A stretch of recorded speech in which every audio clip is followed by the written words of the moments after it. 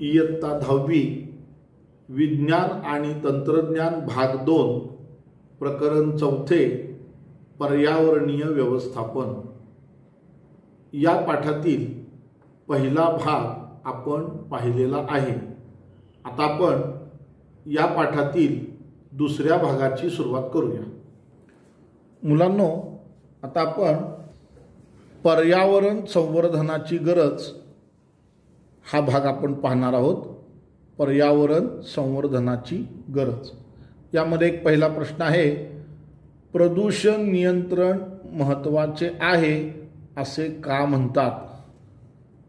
याचं उत्तर आहे, प्रदूषण नियंत्रण महत्त्वाचे आहे याचं कारण प्रदूषणाचा पर्यावरणावर विपरीत परिणाम होतो, तसेच मानवी आरोग्यावर देखील प्रदूषणाचा परिणाम होतो ही चिंतेची बाब आहे। त्यामुळे रोगांचे प्रमाण वाढते। प्रदूषणाचा विकसनशील देशांमध्ये खूप मोठा परिणाम होतो। प्रदूषणामुळे अनारोग्य, मृत्यू, अपंगत्व असे अनेक दुष्परिणाम दिसतात। प्रदूषणाचा सर्वात अधिक परिणाम सजीवांच्या अस्तित्वावर होतो। त्यामुळे प्रदूषण नियंत्रण महत्त्वाचे आहे हे आपण लक्षात घेतले पाहिजे। या ठिकाणी आपल्याला पर्यावरण संवर्धनाची गरज का आहे, पर्यावरण आपल्याला हे संवर्धन का केलं पाहिजे हे आता आपण पाहूया। पर्यावरण संवर्धनासंबंधीचे कायदे सर्वसामान्यांना माहीत नसतात। पर्यावरण संवर्धनामध्ये लोकांचा मोठ्या प्रमाणावर सहभाग आवश्यक आहे। पर्यावरण संरक्षण संवर्धन ही एक प्रभावी लोक चळवळ झाली तरच पर्यावरणीय समस्यांना उत्तरे मिळू शकतील। याकरिता लहान वयापासून मुलांमध्ये पर्यावरणाविषयी माहिती, प्रेम, सकारात्मक दृष्टिकोन ही मूल्ये रुजवली पाहिजेत, तरच उद्याची पिढी पर्यावरणाचे संरक्षण व संवर्धन करणारी असेल। अर्थात हे सर्व साध्य करण्यासाठी शिक्षणाच्या माध्यमातून जनजागृती होणे महत्त्वाचे आहे। या ठिकाणी जी चित्र लावलेली आहेत ही चित्र पर्यावरण संवर्धनाची गरज दर्शवणारी आहेत। तंत्र से ही शिक्षण, पर्यावरणामध्ये पर्यावरण स्नेही तंत्रज्ञानाचा वापर हा खूप गरजेचा बनलेला आहे। म्हणजे उदाहरणार्थ पर्यावरण स्नेही तंत्रज्ञान कोणतं आहे? पवन ऊर्जा। यामध्ये कुठलंच प्रदूषण होत नाही आणि ऊर्जेची निर्मिती होते वाऱ्याच्या साहाय्यानं। या ठिकाणी पहा, सौर ऊर्जेचा वापर म्हणजे सोलर सिस्टीम हे देखील पर्यावरण स्नेही तंत्रज्ञान आहे। याचा कुठलाही दुष्परिणाम पर्यावरणावरती होत नाही। सूर्याच्या उष्णतेमुळे ऊर्जा तयार होते। त्याचबरोबर बायोगॅस तंत्राचा वापर, पर्यावरणीय स्नेही तंत्रज्ञान हे जर वापरलं तर याच्यामुळे देखील प्रदूषण कोणत्याही प्रकारचं होत नाही। त्याचबरोबर प्रदूषित जल जे आहे त्याचे शुद्धीकरण प्रकल्प अशा पर्यावरण स्नेही तंत्रज्ञानाचा वापर करून पर्यावरणाचे रक्षण आपल्याला करता येऊ शकते। तसेच रासायनिक खतांऐवजी सेंद्रिय किंवा कंपोस्ट खताचा वापर, अशा सर्व पर्यावरण स्नेही तंत्राचा वापर जर सर्वांनी केला तर असे चांगले पर्यावरण आपल्याला मिळू शकते। म्हणून पर्यावरण संवर्धनाची गरज ही लक्षात घेऊन शिक्षणामध्ये त्याचा समावेश करून जनजागृती होणे महत्त्वाचं आहे। आता यानंतर पर्यावरणाचे संवर्धन आपली सामाजिक जबाबदारी, पर्यावरणाचे संवर्धन आपली सामाजिक जबाबदारी हा मुद्दा आपण पाहूया। पर्यावरण आणि मानव यांचा संबंध मानवाच्या अस्तित्वापासून आहे। पृथ्वीवर मानवाचे पाऊल तिच्या निर्मितीच्या बऱ्याच कालावधीनंतर पडले. आपल्या गुणांच्या आधारावर त्याने निसर्गावर प्रभुत्व निर्माण केले. निसर्गाने मानवाला जी वेगवेगळ्या प्रकारची साधन संपत्ती दिली, त्या साधन संपत्तीचा त्याने पुरेपूर वापर करून घेतला. सुखी समृद्ध जीवन जगण्याच्या प्रयत्नात तो निसर्गाकडून जेवढे घेता येईल तेवढे तो घेतच राहिला आणि या प्रक्रियेत नैसर्गिक पर्यावरणाची हानी होण्यास सुरुवात झाली. यातून पर्यावरणीय समस्या वाढत गेल्या. यावरून एक गोष्ट आपल्या लक्षात येते, ती म्हणजे आज पर्यावरण समतोलामध्ये मानवाची भूमिका महत्त्वाची आहे. पर्यावरणाचा समतोल बिघडवण्याचे काम जर मानवाने केले असेल तर त्याचे रक्षण व संवर्धन करण्याचे कामही तोच करू शकतो. म्हणून या ठिकाणी आपण आपली सामाजिक जबाबदारी जर पार पाडली तर पर्यावरणाचे संवर्धन होऊ शकते. म्हणजे प्रत्येकाने झाडे लावा आणि झाडे जगवा हा जर मंत्र आपण जगलो तर पर्यावरणाचं संवर्धन निश्चित होणार. या चित्रामध्ये आपल्याला पर्यावरण झाडं लावतानाचा मनुष्य दिसतोय आणि इथे पृथ्वीरूपी हा वृक्ष आहे, त्याला जर सगळ्यांनी जगवलं तर पर्यावरणाचे संवर्धन निश्चित होईल असे आपण म्हणू शकतो. या ठिकाणी एक शेवटचा प्रश्न आहे, फुलपाखरे पर्यावरण संतुलनामध्ये काय काम करतात? याचं उत्तर आहे, वनस्पतींच्या पुनरुत्पादनासाठी परागीभवन होणे गरजेचे असते. त्यासाठी फुलपाखरे सहाय्यभूत ठरतात. फुलपाखरे ही पक्षी, सरपटणारे प्राणी यांच्या अन्नाचा स्रोत आहेत. फुलपाखरे हे हवामानातील बदल व प्रदूषणाबाबत खूप संवेदनशील असतात. फुलपाखरे ही निकोप पर्यावरण व निकोप परिसंस्थेचे निदर्शक आहेत. म्हणून पर्यावरण संतुलनामध्ये फुलपाखरांचे महत्त्व खूप आहे. आता आपण एका लहान माणसाची गोष्ट पाहूया. हा लहान माणूस किती मोठा आहे ते आपल्याला कळेल. इथं जे चित्र आहे ते त्या एका लहान माणसाचं चित्र आहे. आसाम राज्यामध्ये आदिवासी भटक्या जमातीत जन्म घेतलेल्या जादव मोलाई पयांग नावाचा हा एक कर्तबगार माणूस.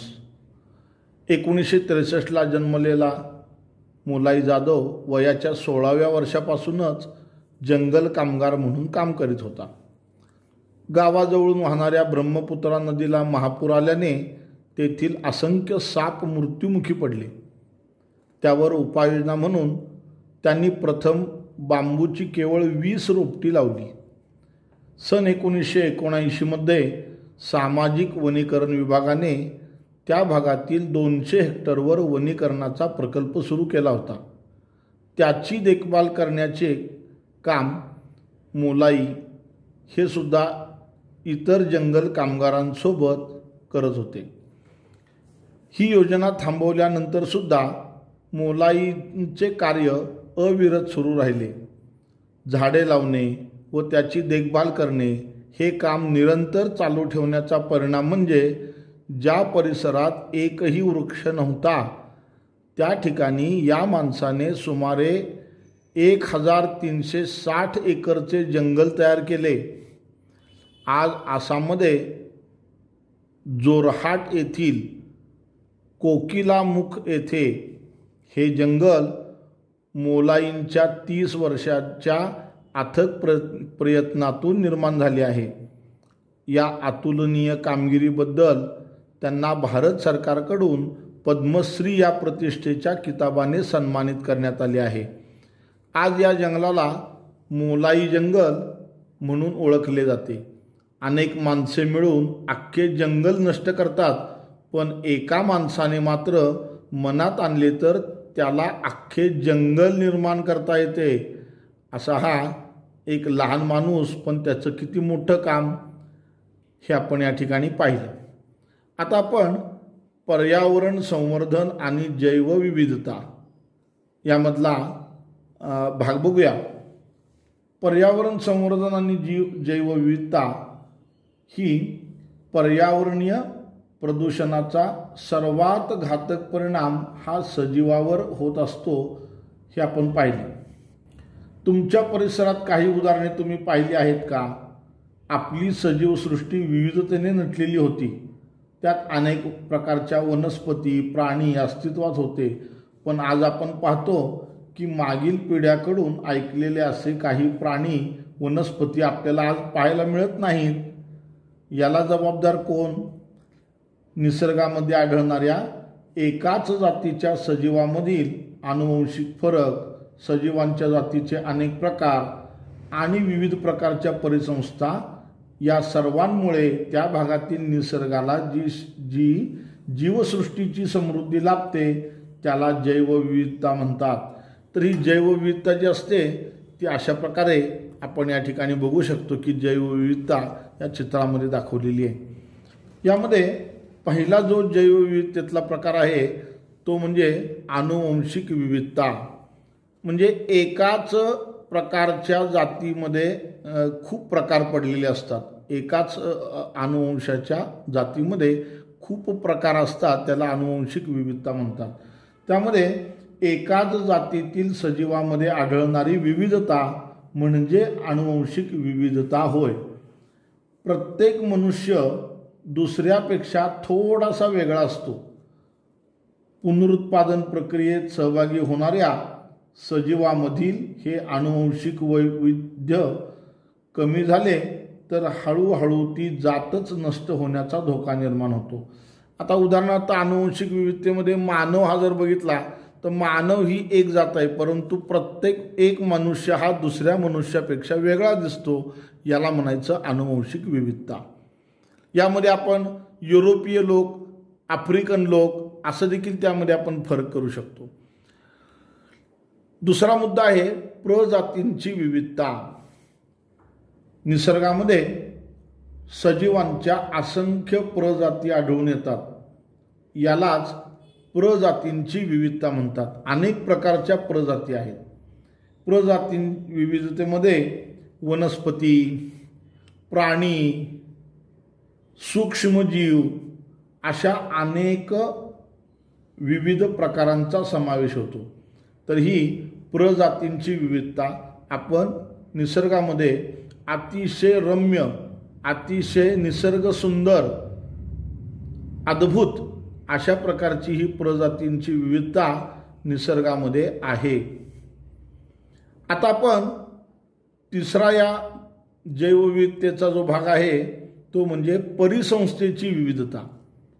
सुरुवातीला आपण आनुवंशिक विविधता बघितली, प्रजातींची विविधता बघितली. आता आपण तिसरा भाग आहे परिसंस्थेची विविधता. परिसंस्था म्हणजे काय आपण यापूर्वीच्या भागात पाहिले. प्रत्येक पृथ्वीवरती अनेक प्रकारच्या परिसंस्था आहेत. इथं पहा वाळवंटी प्रदेशातील या ठिकाणी परिसंस्था दाखवलेली आहे. फक्त केवळ वाळूचे डोंगर आणि त्या भागात आढळणारे उंट हे प्रामुख्यानं दिसणारं आपल्याला दृश्य हे वाळवंटी भागातील परिसंस्थेचं चित्र आहे. मोठ्या जंगलामध्ये असणारे हत्ती, जंगली प्राणी, घनदाट अरण्यामधलं हे परिसंस्थेचं चित्र आहे. आणि तिसरं जे आहे ते अंटार्क्टिका खंडामध्ये असणारे पेंग्विन पक्षी आणि बर्फ एवढंच आपल्याला त्या ठिकाणी दृश्य पाहायला मिळतं. आणि सील नावाचे प्राणी हे आपल्याला त्या ठिकाणी पाहायला मिळतात. अशी ही परिसंस्थेतील देखील विविधता हे पृथ्वीचं एक खूप मोठं वैशिष्ट्य आहे. आता आपण देवराई म्हणजे काय ते पाहू.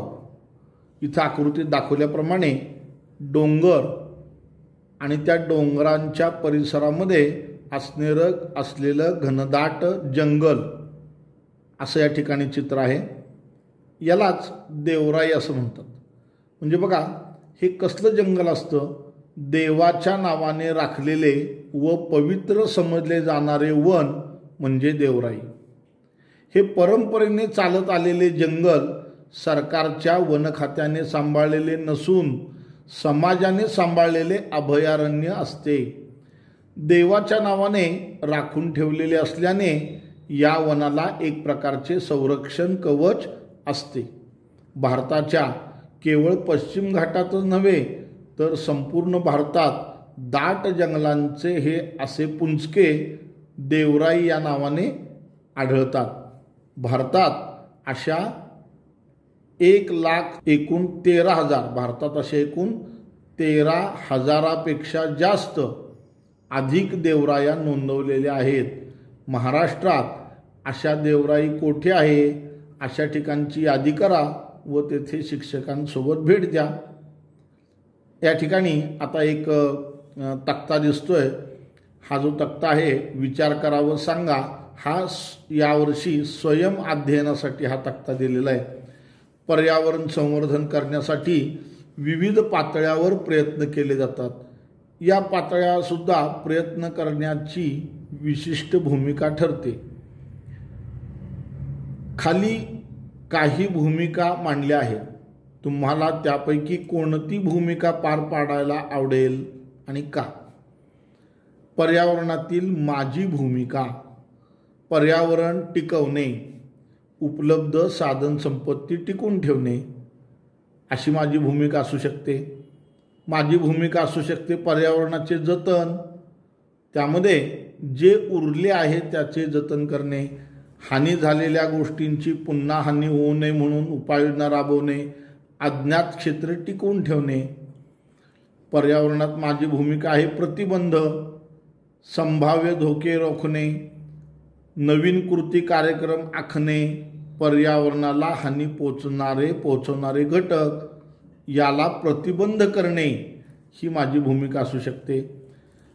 पर्यावरणात माझी भूमिका नियंत्रण, पर्यावरणाची हानी रोखणे, पर्यावरणाची हानी करणारी कृती थांबवणे, पर्यावरणाची हानी करणारी मानसिकता बदलणे ही माझी भूमिका असू शकते. पर्यावरणामध्ये माझी भूमिका असू शकते नवनिर्मिती, पर्यावरणामध्ये हानी झालेल्या घटकांचे पुनरुज्जीवन करणे, तसंच नवनिर्माणासाठी प्रयत्न करणे हे पर्यावरणातली माझी भूमिका असू शकते. त्याचबरोबर पर्यावरणामध्ये माझी भूमिका प्रसार करणे ही असू शकते.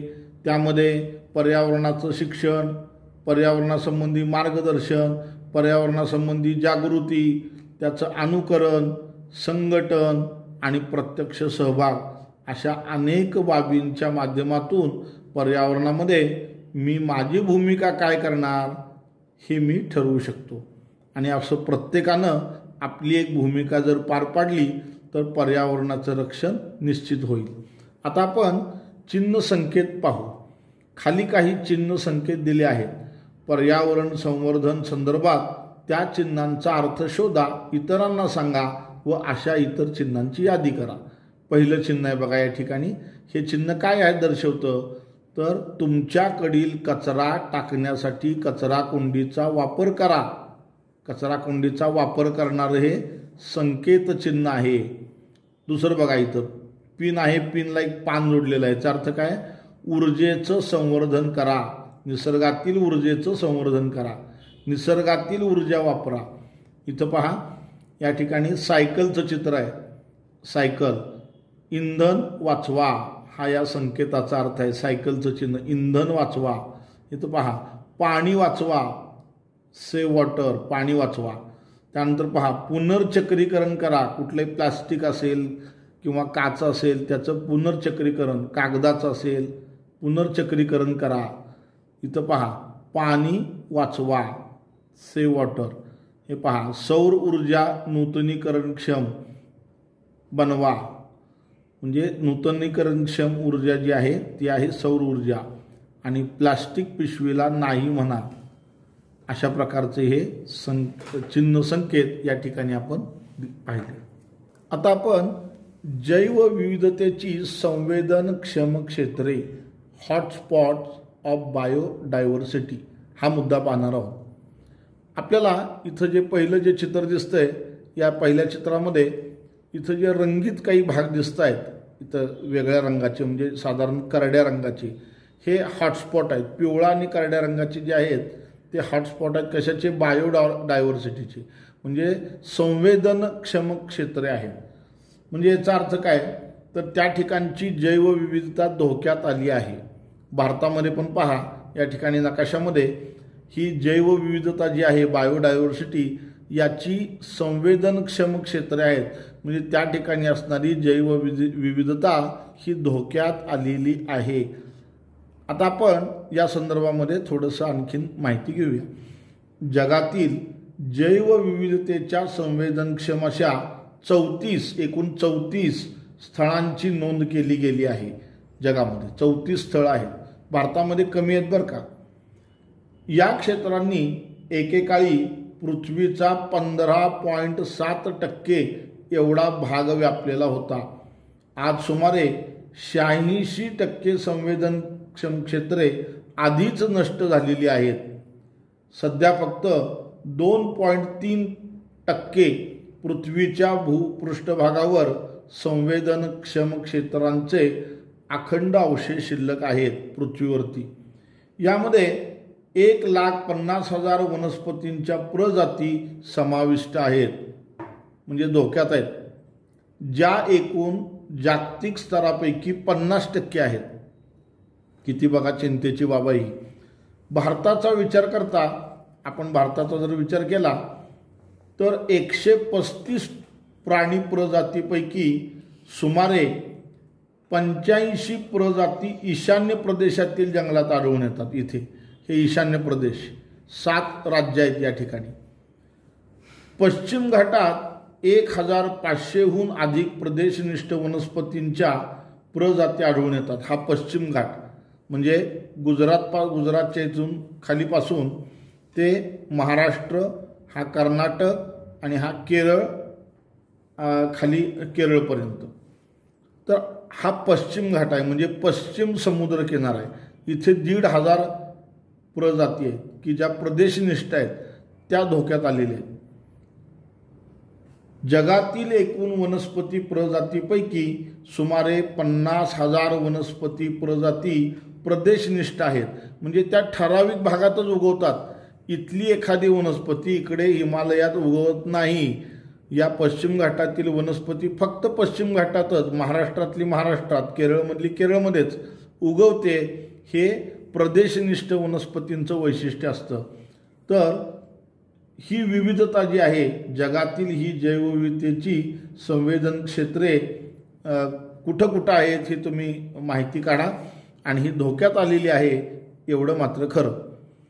धोक्यात आलेली भारतातील 3 वारसा स्थळे आपण बघूया. आता भारतातील धोक्यात आलेली वारसा स्थळे बघूया आपण. गुजरात, महाराष्ट्र, कर्नाटक आणि हा तामिळनाडू आणि गोवा, या 5 राज्यात व्याप्ती असलेला पश्चिम घाट हा पश्चिम घाट आहे. या पश्चिम घाटामध्ये खाण उद्योग व नैसर्गिक वायूच्या शोधासाठी सुरू असलेल्या कामामुळे या ठिकाणी नैसर्गिक वायूचं शोध समुद्रामध्ये सुरू आहे. त्यामुळे होत असलेला पश्चिम घाटामध्ये येथील या जे कामं सुरू आहेत शोधाची, त्यामुळे तो धोक्यात आलेला आहे. येथील आशियाई सिंह प्रामुख्यानं गुजरातमध्ये इथं गुजरातमध्ये सिंहांचं अस्तित्व जास्त आहे. त्याचबरोबर रानगवे गुजरातमध्ये यांचे अधिवास धोक्यात आले आहेत गुजरातमध्ये. आसाम इथं आहे पहा, हा आसाम प्रदेश आहे, हा आसाम आहे. मध्ये मानस अभयारण्यात धरणे व पाण्याच्या होत असलेल्या बेसुमार वापर याचा फटका बसलेला आहे आणि त्यामुळे तेथील वाघ आणि एकशिंगी गेंडा याला धोका उत्पन्न झालेला आहे आसाममध्ये. आता आपण बघतो की महापुरामुळे तिथलं अभयारण्यातले बरेचसे प्राणी, हे 90% अभयारण्यामध्ये पाणी शिरलेलं आहे. पश्चिम बंगाल, हा पहा पश्चिम बंगाल, इथं आहे सुंदरबन अभयारण्य. हे पट्टेरी वाघांसाठी अत्यंत महत्त्वाचं आहे, राखीव आहे वाघांसाठी. इथं देखील धरणे, वृक्षतोड अतिरिक्त मासेमारी, त्यासाठी खोदलेले चर, यामुळे तेथील वाघ जे आहेत ते वाघ हे नष्ट होऊ लागलेले आहेत आणि हे पर्यावरणासमोर मोठं आव्हान उभं राहिलेलं आहे. अशा प्रकारे जैवविविधतेची संवेदनक्षम क्षेत्र ही भारतात आणि जगामध्ये निर्माण झालेली आहेत आणि त्याचं रक्षण करणं खूप गरजेचं आहे. जागतिक जैवविविधता दिन 22 मे रोजी साजरा केला जातो. या निमित्तानं आपण काही प्राण्यांचं, वनस्पतींचं सर्वेक्षण करून त्यांच्या वैशिष्ट्याची त्या दिवशी आपण नोंद करायची. अशा रीतीनं जागतिक जैवविविधता दिन हा साजरा करू शकतो. आता यानंतर धोक्यात आलेल्या प्रजातींचे वर्गीकरण हा मुद्दा आपण या पाठाच्या शेवटचा भाग आहे धोक्यात आलेल्या प्रजातींचे वर्गीकरण. आता पहिली जी धोक्यात आलेली प्रजात त्याला संकटग्रस्त प्रजात म्हणतात. ही संकटात आहे म्हणजे काय, आता ही नष्ट होण्याच्या मार्गावर आहेत. हे अत्यंत दुर्मिळ प्राणी आहेत, म्हणजे ते आता पृथ्वीवरूनच नष्ट होणार आहेत. पहिला प्राणी आहे लायन टोल्ड वानर, या प्रकारचं माकड आहे. हे माकड पृथ्वीवरून नष्ट होण्याच्या मार्गावर आहे, अत्यंत संकटग्रस्त आहे. तनमोर नावाचा हा प्राणी, तनमोर बघा वेगळ्या प्रकारचा आहे बघा, तनमोर हा देखील पृथ्वीवरून नष्ट होण्याच्या मार्गावर आहे. तसेच दुर्मिळमध्ये खवल्या मांजर आहे, दुर्मिळ प्रजातीमध्ये बरं का, हे खवल्या मांजर हे संकटग्रस्तच आहेत या प्रजाती. तर अशा प्रकारे या प्रजातींची संख्या अत्यंत कमी उरलेली असते किंवा त्यांचा अधिवास इतका संकुचित झालेला असतो की विशेष उपाययोजना न केल्यास नजीकच्या काळात या प्रजाती नष्ट होऊ शकतात, असं या ठिकाणी आपण म्हणू शकतो. आपण धोक्यात आलेल्या प्रजातींचं वर्गीकरण करत आहोत. त्यामध्ये पहिली आपण प्रजात बघितली संकटग्रस्त प्रजाती. आता दुसरं जी आहे ती दुर्मिळ प्रजाती, अत्यंत दुर्मिळ. त्यामध्ये रेड पांडा नावाचा हा प्राणी खूप दुर्मिळ झालेला आहे. कस्तुरी मृग हा दुर्मिळ प्राणी आहे. या प्रजातींची संख्या बरीच कमी असते. या प्रजाती स्थान विशिष्ट असल्याने जलद गतीने नामशेष होऊ शकतात. उदाहरणार्थ हा रेड पांडा हा चीनमध्ये प्रामुख्यानं आणि हा कस्तुरी मृग हे स्थान विशिष्ट म्हणजे ठराविक भागातच हे प्राणी आढळतात. त्याचं जर रक्षण केलं नाही तर हे प्राणी देखील नजीकच्या काळामध्ये नष्ट झालेले पाहायला मिळतील. त्यानंतर तिसरा जो धोक्यात आलेली प्रजात आहे तो म्हणजे संवेदनशील प्राणी. ही सुद्धा धोक्यात आलेल्या 2 जाती आहेत. ह्या 2 जाती सुद्धा धोक्यात आलेल्या आहेत. एक आहे पट्टेरी वाघ आणि दुसरा आहे सिंह. यामध्ये ही संवेदनशील प्रजाती आहे. या प्रजातींची संख्या अत्यंत कमी झालेली असते आणि सातत्याने घटतच राहते. सातत्याने घटणारी जीवसंख्या हेच या प्रजातीबाबतीचे चिंतेचे कारण आहे. सातत्याने घटणारी संख्या. पण आपल्याला मी आत्ताची नवीन माहिती देतो आपल्याला की भारतामध्ये वाघांची संख्या वाढलेली आहे आणि तो वाढीचा दर हा नजीकच्या काळात दुप्पट होण्याची शक्यता आहे.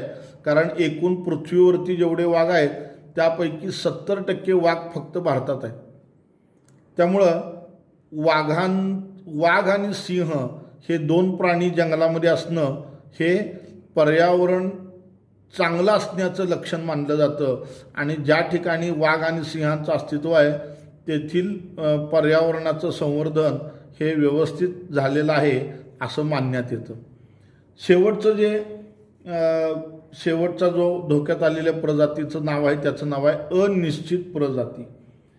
या प्रजाती धोक्यात आल्यासारख्या भासतात परंतु त्यांच्या वर्तनाच्या काही सवयीमुळे, उदाहरणार्थ बुजरेपणा, अशा प्रजातीबाबत कोणतीही विशिष्ट आणि ठोस माहिती उपलब्ध नसते. उदाहरणार्थ हे शेकरू खार अत्यंत उंच अशा झाडांच्यावरती हे राहतं आणि याचं हे लवकर कुणाला दिसत नाही, याचं दर्शन खूप दुर्मिळ आहे, कारण खूप उंचावरती राहते ही प्रजाती. आणि याचं वैशिष्ट्य असं आहे की ह्याची खूप घरं असतात उंचावरती आणि ते सारखं घरं बदलत असतं. त्यामुळं अत्यंत दिसायला दुर्मिळ अशा प्रकारचा हा अनिश्चित प्रजातीतला प्राणी आहे शेकरू खार.